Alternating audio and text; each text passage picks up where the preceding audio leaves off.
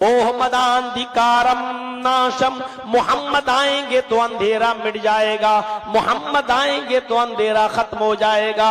मेरे भाइयों, मोहम्मदुर रसूलुल्लाह आए तो सारा का सारा अंधेरा खत्म हो गया। मोहम्मदुर रसूलुल्लाह आए तो जुआ बंद हुआ, मोहम्मदुर रसूलुल्लाह आए तो शराब पर बंदिश लगी, मोहम्मदुर रसूलुल्लाह आए तो औरतों को इज्जत दी, औरतों को समाज में जीने का हक दिया। जो औरतें खाने काबा का नंगी होकर तवाफ करती थी, उन औरतों पर पर्दा लागू कर दिया। उन औरतों को इतना बड़ा मकाम दिया, इतना बड़ा मकाम दिया। मेरे भाइयों, इस्लाम ने औरत को जो दर्जा दिया है, इस्लाम ने औरत को जो इज्जत दी है, उसका 10वां हिस्सा भी दुनिया का कोई धर्म नहीं दे सकता है।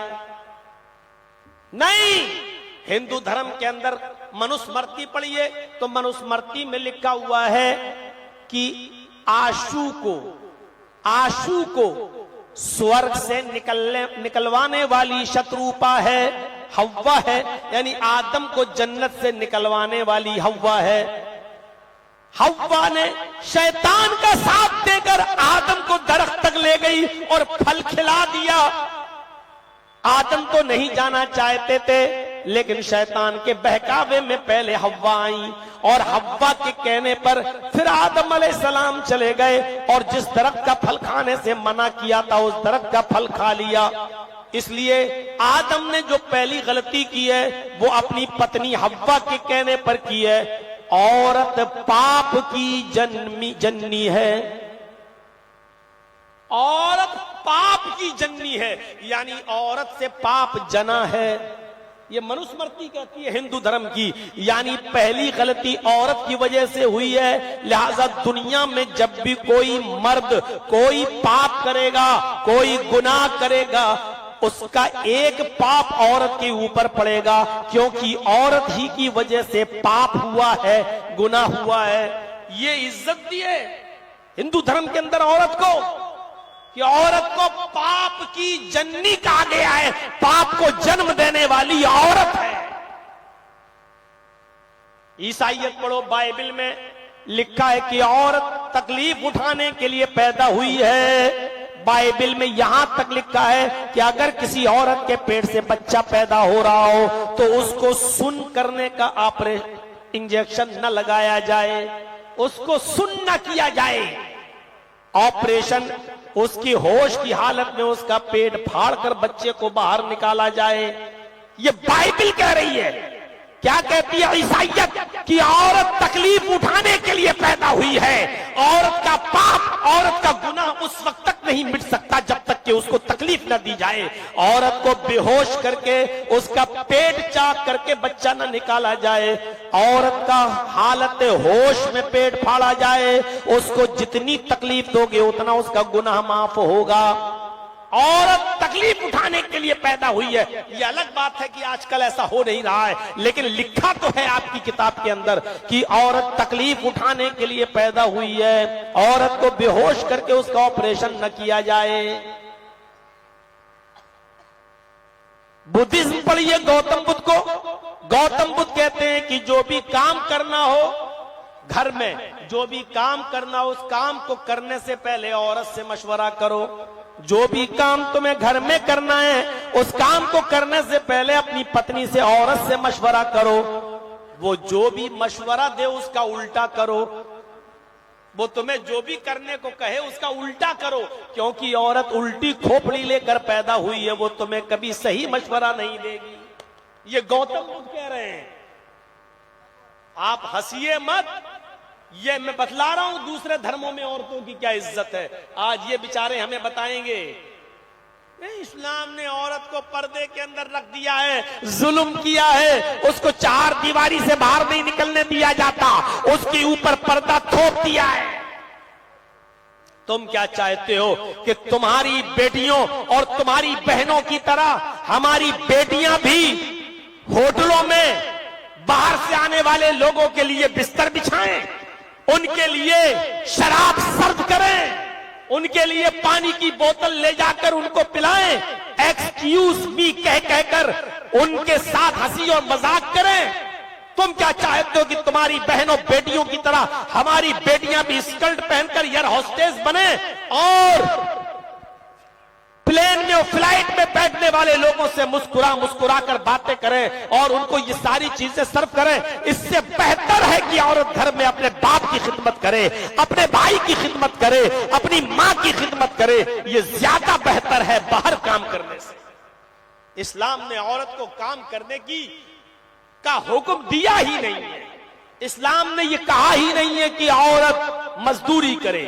इस्लाम ने मर्द के जिम्मे डाला है, अगर उसकी शादी नहीं हुई है तो बाप के जिम्मे है अपने बेटी की परवरिश, उसको खिलाना और पिलाना। बाप नहीं है तो भाई के जिम्मे है उसकी परवरिश, और शादी हो गई तो फिर उसके शौहर के जिम्मे है उसको खिलाना और पिलाना, उसका दवा और इलाज। इस्लाम ने औरत को दर दर की ठोकर खाने पर मजबूर नहीं किया है।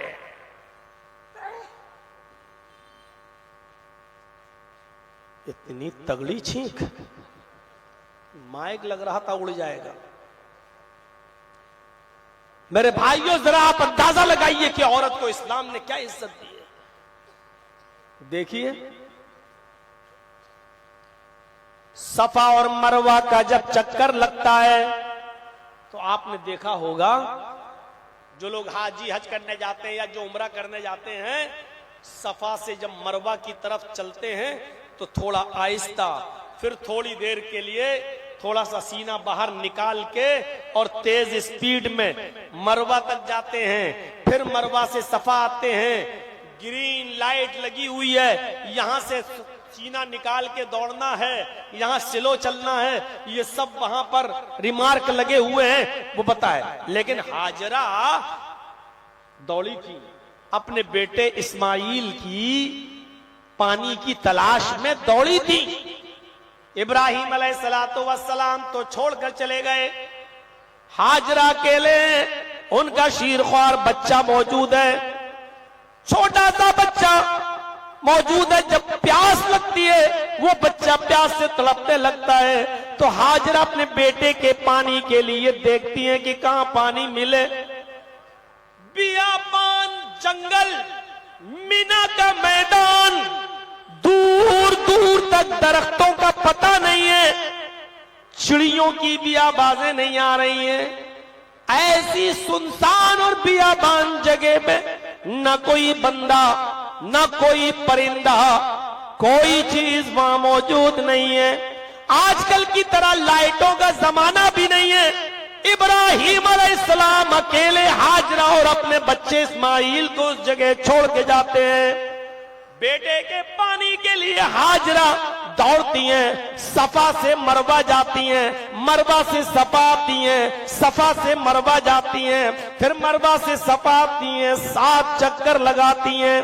कभी तेज दौड़ती हैं, कभी सीना तान के चलती हैं, कभी तेज दौड़ती हैं, कभी आहिस्ता चलती हैं। मेरे भाइयों, गौर करो, जहां जहां हाजरा तेज दौड़ी, आज हर हाजी और हर उम्रा करने वाले को उस जगह पर तेज दौड़ना पड़ता है। जहां हाजरा आहिस्ता चली, वहां हाजी को और उम्रा करने वाले को आहिस्ता चलना पड़ता है। गौर कीजिए, जब तक कोई हाजी या कोई उम्रा करने वाला सफा और मरवा के चक्कर न लगाए, और हाजरा जहां तेज दौड़ी वहां तेज न दौड़े, और जहां आहिस्ता चली वहां आहिस्ता न चले, उसका हज नहीं होता, उसका उम्रा नहीं होता।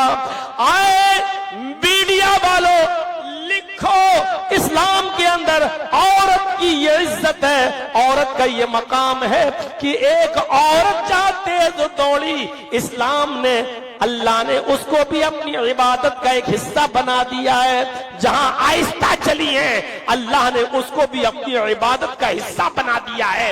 यहां तक कह दिया है कि आए मेरे बंदो, जहां मेरी बंदी तेज दौड़ी, तुम्हें भी तेज दौड़ना है। जहां मेरी बंदी आहिस्ता चली, तुम्हें भी वहां आहिस्ता चलना है। मेरी बंदी ने 7 चक्कर लगाए, तुम्हें भी 7 चक्कर लगाना है। ये सिर्फ मेरी बंदी का कारनामा नहीं, अब ये मेरी इबादत है। जब तक तुम हाजरा की इस अदा को तुम जिंदा नहीं करोगे, तब तक तुम मेरी इबादत पूरी नहीं करोगे। एक औरत के पैरों के निशानों को अल्लाह ने अपनी इबादत का एक हिस्सा बना दिया है। इससे बड़ी औरत की इज्जत और क्या हो सकती है कि जहां हाजरा दौड़ी अल्लाह ने उसको अपनी इबादत बना दिया। जहां हाजरा तेज चली वहां तेज चलने को अपनी इबादत बना लिया। जहां आहिस्ता चली अल्लाह ने उस आहिस्ता चलने को अपनी इबादत बना दिया और फरमाया मेरे बंदो अब ये मेरी इबादत है। हाजरा जहां चली तुम भी वहां चलो। हाजरा ने 7 चक्कर लगाए, तुम भी 7 चक्कर लगाओ। हाजरा जहां तेज दौड़ी तुम भी तेज दौड़ो। हाजरा ने जहां सीना निकाल के दौड़ लगाई तुम भी वहां सीना निकाल के दौड़ लगाओ। ये मेरी इबादत का एक हिस्सा है। इससे बड़ा औरत का मकाम और क्या हो सकता है? दुनिया कोई इसका 10वां हिस्सा भी पेश कर सकती है? ये कोई इज्जत थोड़ी है जो आज देख रहे हो घूमने वालियों को है। आज 2 रुपए का साबुन भी नहीं बिकता है उस वक्त तक जब तक के उस साबुन के ऊपर भी आधी नंगी लड़की का फोटो न लगाओ। आजकल टेलीविजन में देख लो, सेविंग होती है ना, ब्लेड का भी ऐड आता है तो औरत का गाल दिखाया जाता है लड़की का। यानी इस ब्लेड से अगर आप शेविंग करेंगे तो बिल्कुल आपके गाल इतने चिकने होंगे जैसे लड़की का। यानी लड़की का गाल दिखाया जाता है। हर जगह लड़की को नीलाम कर दिया गया, औरत को बेच दिया गया। मेरे भाइयों, तुम औरत को इज्जत दोगे? आज कहां औरत सेफ है मुझे बताइए? कौन सा डिपार्टमेंट है जहां औरत सेफ है? अभी कुछ दिनों पहले कपिल शर्मा शो पे जब ये जो आई है इससे इंटरव्यू जब लिया गया तो उसने साफ तौर पे क्या सा खतरनाक इंटरव्यू दिया और देते हुए बोली कि मुझे इस मंजिल पर, इस मकाम पर पहुंचते हुए किन किन लोगों के बिस्तरों पर सोना पड़ा और किन किन के बिस्तर हमको गर्म करना पड़े ये मैं जानती हूं। मेरे भाइयों, जरा तसव्वुर करो, एक औरत को आज अगर इज्जत मिली है तो हजारों लोगों के बिस्तर पे सोने के बाद अपनी इज्जत का नीलाम करने के बाद उसको ये मकाम मिला है। तो क्या तुमने एक औरत को इज्जत दी है? किस मकाम पे तुमने औरत को पहुंचा दिया है कि अगर एक औरत कोई मकाम हासिल करना चाहे तो उसको पहले मर्दों को खुश करना पड़ता है, उनके बिस्तरों पे सोना पड़ता है। ये तुम मकाम देते हो औरतों को और इसको इज्जत का नाम देते हो कि औरत को बहुत इज्जत दी है। इस्लाम ने औरत को इन तमाम चीजों से मेरे भाइयों पाक साफ रखा। अब जानते हो, आप समझ में आया ना मैंने यूट्यूब चैनल वालों को क्यों रोका है? हमारी पूरी तकरीर काट देते और कंगना वाला ये हिस्सा दिखाते कि मौलाना ने कंगना रनावत को बोला रंडी। बस अपना व्यूज बढ़ाने के लिए मौलाना ने कंगना रनावत को बोला जिस्म फरोश। अब आप समझ, और पता चलता कि मौलाना जर्जीस पर एक और मुकदमा दायर। इसलिए मैंने रोका। देखा नहीं मौलाना अब्दुल गफ्फार साहब के साथ इन लोगों ने क्या किया?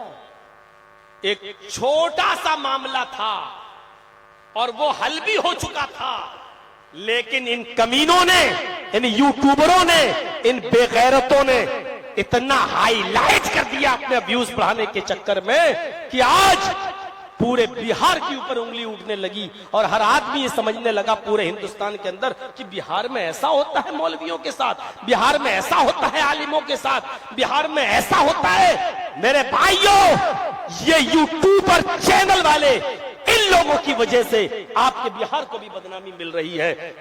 जबकि बिहार वाले इज्जत भी इतनी देते हैं कि देख लीजिए आपके सामने मैं बैठा हुआ हूं, आज 22, 23, 24 सालों से बराबर बिहार के अंदर आ रहा हूं। देख लीजिए हर साल जलसे होते हैं, लोग मौलवी बदलते रहते हैं, लेकिन कुछ जलसे ऐसे भी हैं हमारे बिहार में कि वो लोग हर साल मुझे बुलाते हैं, जहां कंटिन्यू लगातार 16 सालों से मैं बराबर आ रहा हूं और एक भी दिन का, एक भी साल का नागा नहीं हुआ है। मेरे भाइयों, आप अंदाजा लगा सकते हैं, आप ये इज्जत भी तो बिहार वाले देते हैं, लेकिन ये यूट्यूब चैनल वालों की वजह से आज कितनी बदनामी होती है, पूरी दुनिया देखती है। तो इसलिए बेहतर है कि इनको हर जलसे से रोक दिया जाए, क्योंकि इन्होंने अपना कमाई हासिल करने के लिए इस हद तक गिर गए बताइए, मेरी तकरीर और मेरी तकरीर में मेरे बारे में लिख के डाल रहे हैं मौलाना जर्जीस को हुआ एक लड़की से प्यार। गौर करो, थंबनेल देखिए आप क्या बनाते हैं, ऐसा थंबनेल। अभी मैंने बोला पर्दे पर कि इस्लाम ने औरत को पर्दे की चार दीवारी में रखा, तो जानते हो क्या बना? पर्दा नहीं दिखाएंगे, एक औरत को नंगा करके और दिखा देंगे लिपस्टिक लगा के। मौलाना ने बोला लिपस्टिक लगाने वाली को ऐसा ऐसा, मौलाना ने बोला बेपर्दा औरतों को बेपर्दा। ऐसी लड़की का फोटो बनाते हैं कि अरे उसमें और गंदी फिल्म की फोटो में कोई फर्क नहीं है। ये कमाई है इनका, कमाने का जरिया ये है इनका। इसलिए बहुत सोच समझकर मैंने फैसला लिया है कि इनको अब किसी जलसे में नहीं आने दूंगा। और जलसा कमेटी वालों से पहले कह देता हूं कि यूट्यूब चैनल वाले नहीं आएंगे हमारे। अरे हर जगह जहां, अरे वो जब मेरी बहस हो रही थी कोर्ट के अंदर, हाई कोर्ट के अंदर, तो जो मुकदमा है मेरे ऊपर उस पर वकील बहस ही नहीं कर रहा है सरकारी। वो कह रहा है कि मौलाना जर्जीस की वीडियो देखिए, देखिए इसने मोदी को क्या बोला है। हमारे वकील ने पकड़ के कहा कि अरे उसके ऊपर वो केस नहीं है, जो केस है उस पर बहस करो। और सरकारी वकील वो बहस ही नहीं कर रहा है, वो कहता कि देखिए मौलाना ने योगी को क्या बोला है। और काट छांट के निकाल के वो वीडियो दिखला रहा था इन्हीं चैनलों से, और उसमें मेरी तारीफ बढ़ती जा रही थी। मैंने कहा केस भी इतना बड़ा नहीं, तारीफ पे तारीफ बढ़ती चली जा रही है। जब बाद में जज ने डांटा सरकारी वकील को कि इधर उधर क्यों भागते हो, योगी मोदी को बोला है तो वो केस क्यों नहीं है इनके खिलाफ, वो केस क्यों नहीं है? आपने सारे हिंदुस्तान से इनका रिकॉर्ड मंगा लिया है, कहीं इनके ऊपर कोई मुकदमा नहीं है, तो फिर आप इस पर बहस क्यों कर रहे हो? आप इस पर आइए जो मुकदमा है इनके ऊपर। तब पहली बहस में उसने लिखा कि जर्जीस को राजनीतिक षड्यंत्र का शिकार बनाया गया है और पॉलिटिकल दबाव में आकर उसको 10 साल की सजा दी गई है, लिहाजा ये बिल्कुल गलत है। न्याय और जजमेंट का फैसले का मर्डर है, इंसाफ का इमीडिएटली रिलीज किया जाए, फौरन छोड़ा जाए। ये हाई कोर्ट के जज का ऑर्डर है मेरे भाइयों। अब आप अंदाजा लगाइए कि कितना टाइम बढ़ाते हो बर्बाद, ये सिर्फ यूट्यूब चैनल वालों की वजह से। तो मेरे भाइयों, औरत को इस्लाम ने जो इज्जत दी है, मां होने की हैसियत से भी, बहन होने की हैसियत से भी, बेटी होने की हैसियत से भी और बीवी होने की हैसियत से भी, वो दुनिया के किसी मजहब के अंदर नहीं मिलेगी।